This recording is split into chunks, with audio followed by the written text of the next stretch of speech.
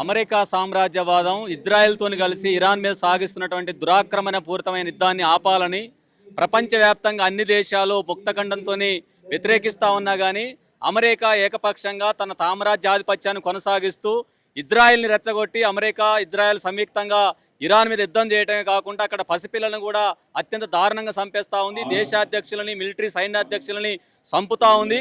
ఆ విధంగా ప్రపంచ సంక్షోభాలకు, ఆర్థిక సంక్షోభాలకు, ఆయిల్ సంక్షోభాలకు అమెరికా కారణం అవుతా ఉంది. ఇవాళ ఇరాన్ మీద ఇజ్రాయెల్ అమెరికా కలిసి సాగిస్తున్నటువంటి యుద్ధం మూలంగా భారతదేశంలో ఆయిల్ సంక్షోభాలు తలెత్తుతా ఉన్నాయి.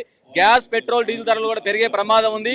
ఇప్పటికే భారతదేశంలో ఆ యుద్ధం మూలంగా గ్యాస్ కొరత వలన కోట్లాది మంది ప్రజలు, భారతదేశ ప్రజలు తీవ్రమైన ఇబ్బందులు పడుతూ ఉన్నారు. ప్రపంచవ్యాప్తంగా అనేక రకాల సంక్షోభాలకు ఇరాన్ మీద ఇజ్రాయెల్ అమెరికా కలిసి సాగిస్తున్న యుద్ధోన్మాదం, సామ్రాజ్యవాద దురాక్రమణ పూర్తి అనేది చాలా పెద్ద ప్రమాదంగా మారింది. ఇవాళ ప్రపంచంలో యుద్ధాలకు దారితీసే విధంగా వ్యవహరిస్తున్న అమెరికా సామ్రాజ్యవాదాన్ని దేశాలే కాదు ప్రపంచవ్యాప్తంగా అన్ని దేశాలు కూడా వ్యతిరేకిస్తా ఉన్నాయి. అందుకనే అమెరికా యుద్ధోన్మాదానికి వ్యతిరేకంగా, అమెరికా సామ్రాజ్యవాద దురాక్రమణకు వ్యతిరేకంగా ప్రపంచవ్యాప్తంగా కోట్లాది మంది ప్రజలు దాన్ని వ్యతిరేకిస్తా ఉన్నారు, ర్యాలీలు తీస్తా ఉన్నారు. అందుకనే భారతదేశంలో తెలంగాణ, హైదరాబాద్లో కూడా ఇవాళ అమెరికా యుద్ధోన్మాదానికి వ్యతిరేకంగా, సామ్రాజ్యవాద దురాక్రమణకు వ్యతిరేకంగా పెద్ద ఎత్తున ర్యాలీ జరుగుతూ ఉంది. అందుకని ఇప్పటికైనా అమెరికా తన యుద్ధోన్మాదాన్ని, తన సామ్రాజ్య ఆధిపత్యాన్ని ఇప్పటికైనా ఆపాలి.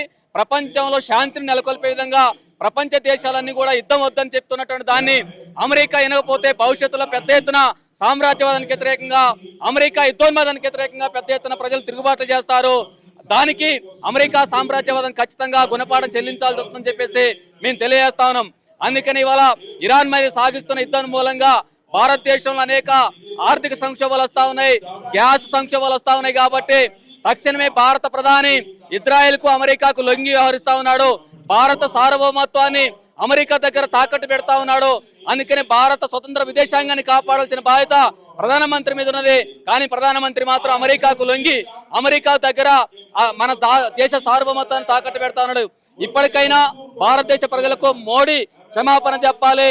భారతదేశ ప్రజల మీద గ్యాస్ భారాలను తగ్గించే దానికోసం తక్షణమే దేశ ప్రధాని మాట్లాడాలి. ఇరాన్ మీద సాగిస్తున్న యుద్ధాన్ని ఖండించాలని చెప్పేసి మేము తెలియజేస్తా ఉన్నాం.